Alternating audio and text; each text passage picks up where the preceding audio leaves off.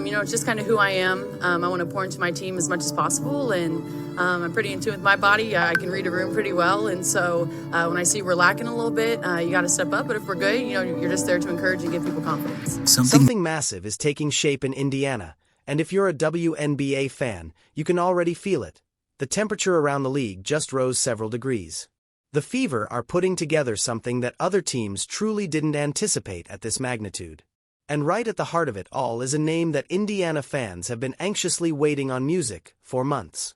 Sophie Cunningham, the enforcer, the shooter, the player who made the rest of the WNBA hesitate before trying anything slick around Caitlin Clark.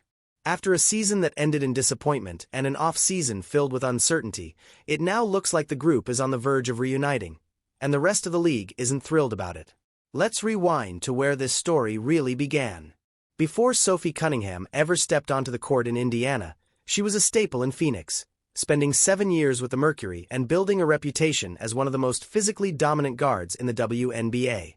Not dominant because of scoring totals, but dominant in a way that forced opposing coaches to prepare differently. She could knock down threes at nearly a 47% rate. Music, clamped down on perimeter players defensively, and she played without fear. Music, absolutely none. That combination of skills is rare, but what stood out even more was her mindset. Sophie Cunningham never backs down from anyone. That personality trait was music, mostly just an entertaining storyline during her time in Phoenix. In Indiana, alongside Caitlin Clark, it turned into a weapon. The trade that brought her to Indiana last off-season didn't receive nearly the attention it deserved at the time. The Fever gave up Nalissa Smith, a 2025 first-round pick, and a 2027 third-round pick in a 4-team deal just to acquire Cunningham. That's a steep price for a role player, but Indiana's front office saw something that many others overlooked. They didn't just need shooters around Clark. They needed someone who could protect her. Someone who wouldn't allow opponents to get too comfortable being physical or aggressive near their franchise player. Sophie Cunningham was exactly that, and she proved it almost immediately after putting on a Fever jersey. From the opening weeks of the 2025 season, the team's dynamic shifted. Cunningham came off the bench, averaging 6 points per game with elite efficiency, hitting 7 threes per night, grabbing 5 rebounds, and adding a steal per game. On paper, those numbers look modest, but they don't tell the full story. What the stat sheet can't show is the energy she injected every single time she stepped on the floor. Teams began approaching Indiana differently the moment she entered the game. They knew if they tried to get fancy or bully Clark on the ball, there was a 6 feet 1 inch guard with a quick temper and zero hesitation ready to respond. The Fever transformed from a talented but somewhat soft perimeter team into a group with real edge, and Cunningham played a massive role in that change. Then came the injury that disrupted everything. Late in the 2025 season, just as the Fever were gaining real playoff momentum, Cunningham suffered a torn MCL in her right knee. It wasn't just an injury that affected one player. It altered the entire equation for the team. Indiana pushed through the remainder of the regular season and reached the playoffs, but her absence was undeniable. The Fever lost to the Las Vegas Aces in the semifinals, and while Clark's own injury situation contributed, Cunningham's absence left a gap on the wing that couldn't be easily replaced. The timing couldn't have been worse. The injury was serious, and suddenly her future in Indiana became a huge question mark overnight. Music. Here's where the story takes an interesting turn. As the 2025-26 off-season progressed, Cunningham became an unrestricted free agent. Her 1-year $100,000 contract expired. Music. And under the WNBA's new collective bargaining agreement, everything had changed. The salary cap jumped to $7 million. Giving teams real spending power. That was great news for players, and gave Cunningham strong leverage. Other teams started circling. The Chicago Sky, the LA Sparks, and several expansion franchises all had roster spots to fill and money to spend. Meanwhile, the Indiana Fever Music had to juggle a tough set of priorities. They committed $1.4 million to a supermax deal for Kelsey Mitchell. Aliyah Boston's extension was looming. Caitlin Clark's situation also needed attention. The numbers were tightening, and suddenly the most popular player in Indiana outside of Clark herself was facing a real possibility of leaving. Music. But then something happened that no financial model could predict. Caitlin Clark made her stance clear, music, publicly while working with NBC during the off-season. She openly stated that she wanted the core group to stay together. She mentioned the players she believed would return and emphasized that the chemistry built in 2025 was worth preserving. That kind of public backing from a player with Clark's influence isn't just emotional. It carries weight. It sends a strong message to the front office. When your franchise cornerstone, the one driving sold-out arenas, record-breaking TV ratings, and national attention, makes it clear she wants a teammate back, decision-makers pay close attention. The Fever front office definitely heard her. Meanwhile, Cunningham spent the off-season exactly how you'd expect someone with her personality to. She stayed active instead of waiting around. She hosted her 4th annual Sophie Cunningham Classic basketball tournament in her hometown of Columbia, Missouri, giving elite high school girls a platform to compete and grow. She also appeared in the Sports Illustrated swimsuit issue, which sent the internet into a frenzy. And then, she surprised Fever fans in both the best and most nerve-wracking way when she announced she would be joining USA Network as Music, a studio contributor for WNBA coverage. The reaction was immediate panic. Was she retiring? Was she shifting fully into media? Was Indiana about to lose her without even making an offer? Those questions spread quickly before clarity arrived. Insider Scott Agnes reported that the USA Network role would be alongside her playing career, not a replacement for it. The comparison was made to Caitlin Clark's NBC role or Draymond Green's work with TNT. In other words, Cunningham would analyze games on TV when she wasn't on the court. It's actually a smart move. It expands her brand, boosts her visibility, and signals to teams that Sophie Cunningham is more than just a player. She's a personality. Someone fans specifically tune in to watch. And she clearly has multiple opportunities, which makes Indiana's job in free agency even more complex. The WNBA officially opened negotiations between teams and free agents on April 9, 2026, allowing Indiana to finally sit down with Cunningham and her representatives.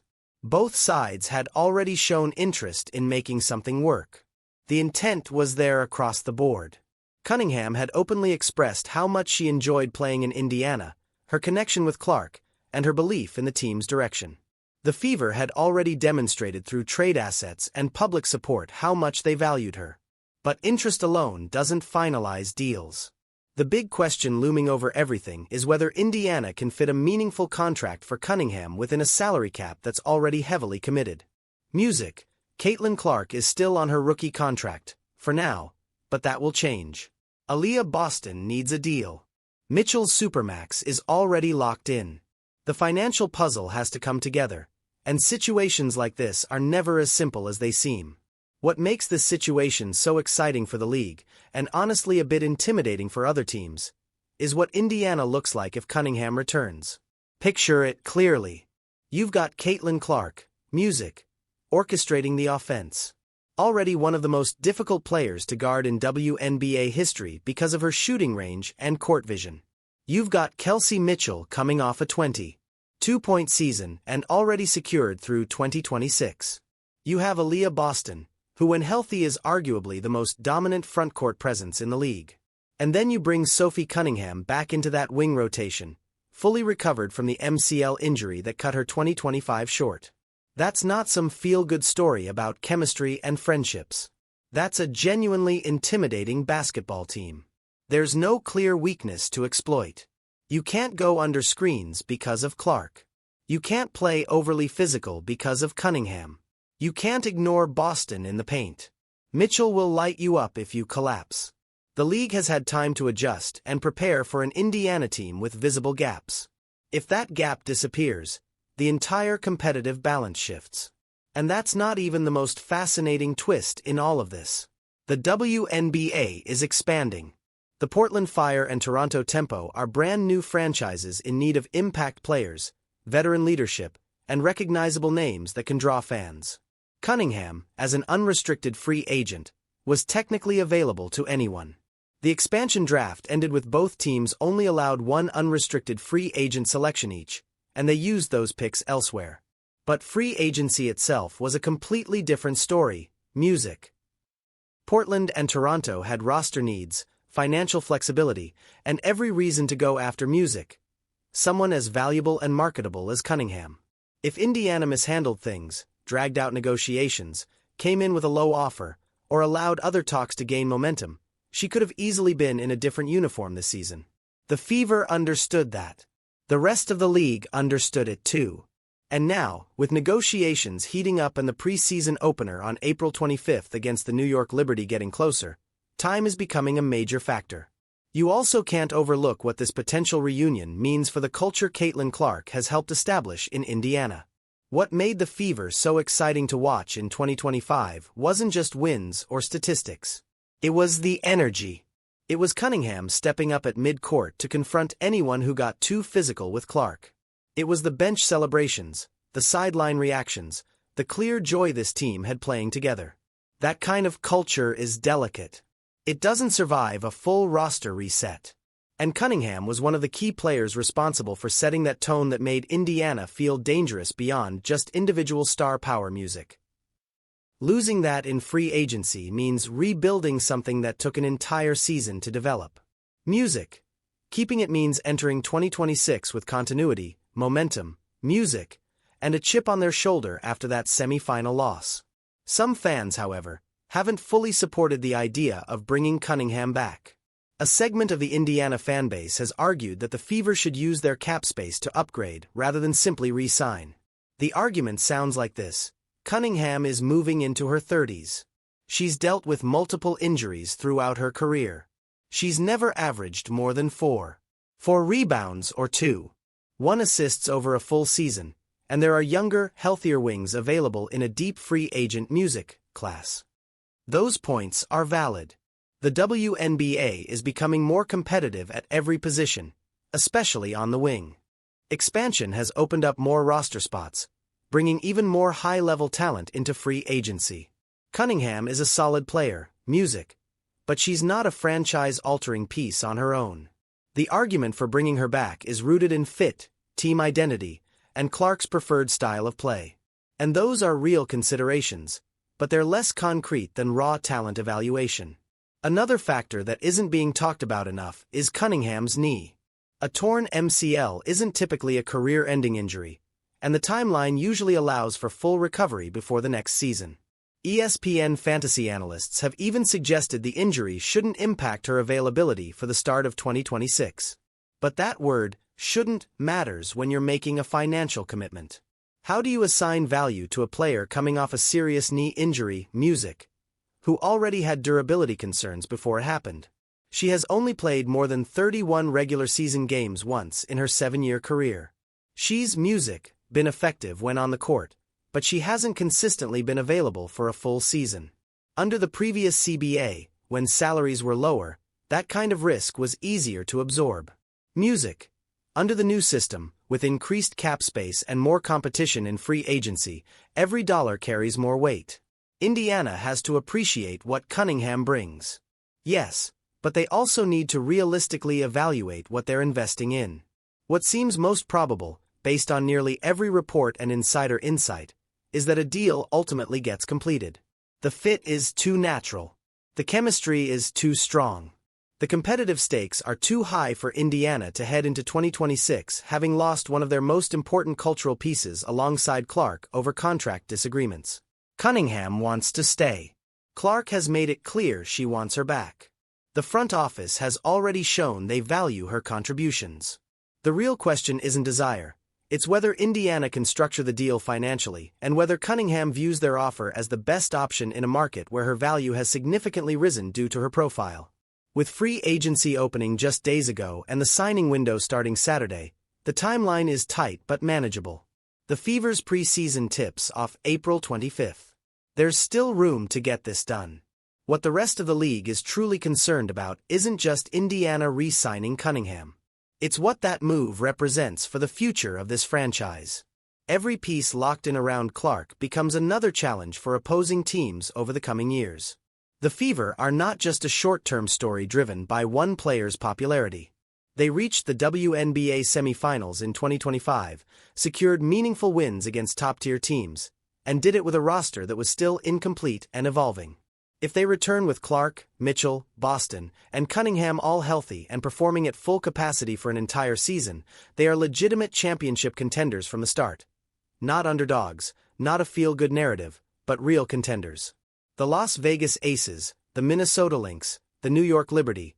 Every elite team in the league will have to take notice and adjust. Sophie Cunningham returning to Indiana wouldn't just be another roster move. It would send a message. It would signal that the Fever are serious, that the culture they've built isn't something music they're willing to abandon in pursuit of flashier alternatives, and that Caitlin Clark is surrounded by the kind of competitive structure that gives a generational talent the music foundation to win. For the past 2 years, the league has been trying to figure out ways to slow Indiana down. They've thrown every defensive strategy possible at Clark. They've played physically. They've attempted to disrupt rhythm and chemistry. And it hasn't worked the way they hoped. Now imagine facing a version of Indiana that is more experienced, more connected, and fully healthy at every key position. That's the reality the rest of the WNBA is staring at as this free agency situation unfolds. And whether they admit it or not, it's not something they're excited about.